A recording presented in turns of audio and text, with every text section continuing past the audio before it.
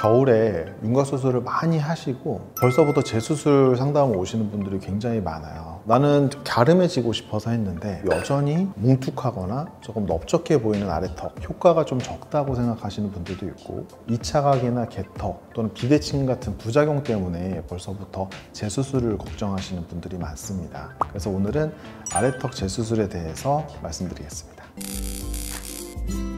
오늘의 나닥은 나닥 성형외과 전문의 임정호입니다. 아래턱 재수술의 흔한 원인과 그 해결 방법이 어떻게 되는지 설명을 드릴 텐데요. 아래턱 재수술에서 제일 흔한 원인은 2차각이라고 생각을 하시면 됩니다. 사각턱만 이렇게 직선으로 자르던 경우에 많이 생기던 2차각이었는데 사각턱만 했을 때도 물론 많이 생기지만 앞턱을 같이 했는데도 불구하고 2차각이 생겨서 고민이신 분들이 많고 또는 앞턱만 했는데 여기 계단을 다듬어 주지 않아서 앞턱과 나머지 뼈 사이에 각이 생기는 2차각을 고민하시는 분들도 많아요. 사실 이런 2차각은 첫 수술에서 충분히 피하고 예방할 수 있는 부분인데 수술 술기의 미숙함 때문에 생기는 거라서 제일 안타까운 경우에 속하고, 하지만 2차각이 생기신 분들은 너무 스트레스를 많이 받는 게 누가 봐도 정상적으로 있어서는 안 되는 위치에 각이 보이거든요. 이 앞이 각이 져 있는 거예요. 누가 봐도 아, 수술했구나 저 사람, 어떻게 보면 낙인이 찍히는 거라서 재수술을 심각하게 고민하시게 되고요. 여전히 넓고 크다 또는 여전히 길다, 물론 신경선 여유가 너무 적어서 그렇게밖에 못 줄이는 경우도 있었지만 신경선 여유가 있는데도 여전히 그런 경우에는 너무 절골량이 적었다, 폭을 줄이거나 길이를 줄이는데 너무 적게 줄여서 효과가 부족한 경우가 많고요.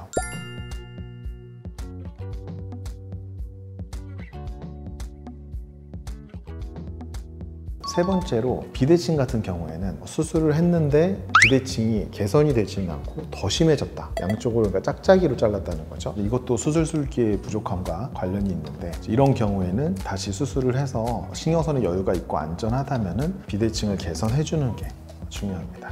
모든 성형수술이 마찬가지지만은 최소한 6개월이 지나서 수술하는 것을 권해드리는데요. 수술도 어떻게 보면 계획적인 손상이기 때문에 손상을 받으면 그 조직이 회복되는데 최소한 6개월이 걸려야지 한 번의 회복 사이클이 끝이 납니다. 한번 그 회복이 다 끝나고 나서 재수술하는 게 당연히 필요한데, 하지만 6개월 지나기 전에도 시급하게 수술해야 되는 경우가 있죠. 고정핀이 부러졌다든지, 예를 들어서 앞턱 같은 경우에 T절골을 하거나 시옷절골을 해서 고정핀을 해놨는데 이게 어떤 사고에 의해서건 수술이 잘못됐건 해서 핀이 부러지거나 나사가 풀려서 뼈가 돌아가 보인다. 이럴 경우에는 그 잘못된 위치에서 뼈가 굳어지기 전에 다시 재고정을 해주는 게 당연히 필요하겠죠. 싸움이 나서 턱을 맞았는데 문제가 생겼어요. 네네. 그 응급실로 가야 돼요? 아니면 원장님 찾아가야 돼요?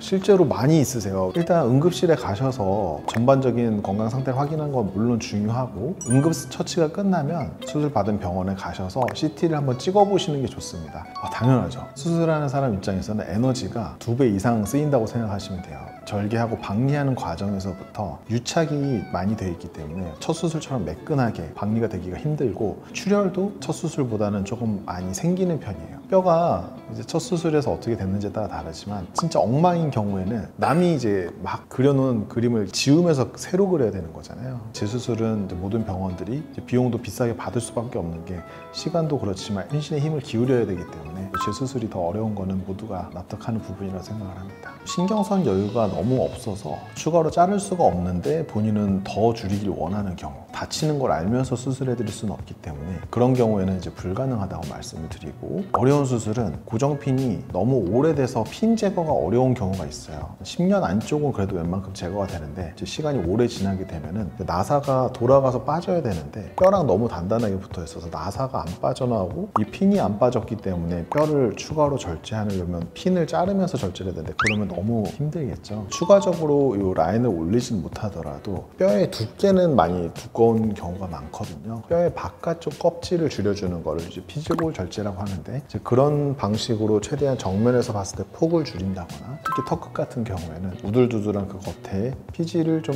쉐이빙하는 방식으로도 좀 개선을 할 수는 있습니다. 그리고 살이나 근육 같은 문제 때문에 윤곽수술의 효과가 좀 덜 보이는 경우라면 교근 축소라든지 지방 흡입이라든지 심부볼 지방 제거 같은 방식으로 효과를 더 나오게 할 수 있는 방법은 있습니다.